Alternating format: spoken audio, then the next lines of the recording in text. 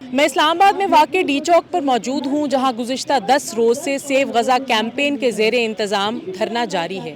یہ دھرنا شروع تو رفح پر اسرائیل کی جانب سے حملہ کرنے کے بعد کیا گیا، لیکن اس دھرنے میں شدت اس وقت آئی جب 3 روز قبل رات گئے ایک گاڑی دھرنے کے شرکاء پر چڑھ دوڑی۔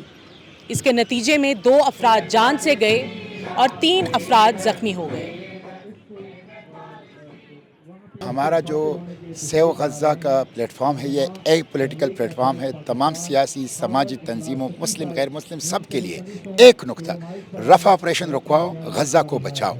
ہم اس کے لیے بیٹھے ہیں اور یہی ہم حکومت سے مطالبہ کرتے ہیں۔ ہاں، ہمارے ساتھ جو سانحہ ہوا، جس میں ہمارے 2 کارکنان قیمتی شہید ہو گئے اور 2 ابھی تک آئی سی یو میں ہیں، 3 زخمی ہو گئے تھے جس میں سے 2 ابھی تک آئی سی یو میں ہیں، اس کی ہم مذمت کرتے ہیں۔ یہ total failure of the federal government, interior ministry and Islamabad administration and اسلام آباد پولیس۔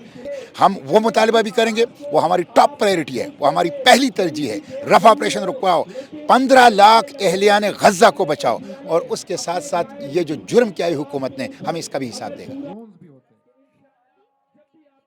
تو صرف ایک مطالبہ ہے گورنمنٹ آف پاکستان سے، رفح کو بچانے کے لیے پریکٹیکل سٹیپس اٹھاؤ، اور جب تک یہ گورنمنٹ اس میں کوئی انیشیٹو کوئی نہیں لیتی تو ڈے نائٹ دھرنا ہمارا جاری ہے۔ کیمپین کے ہمارے بیسک 5 ڈیمانڈز ہیں جو شروع سے ہم لے کر چل رہے ہیں، اس کے اوپر اب یہ دھرنا جو ہے، جب اسرائیل نے انتہائی قدم اٹھایا تو ہمارا بھی یہ انتہائی سٹیپ ہے۔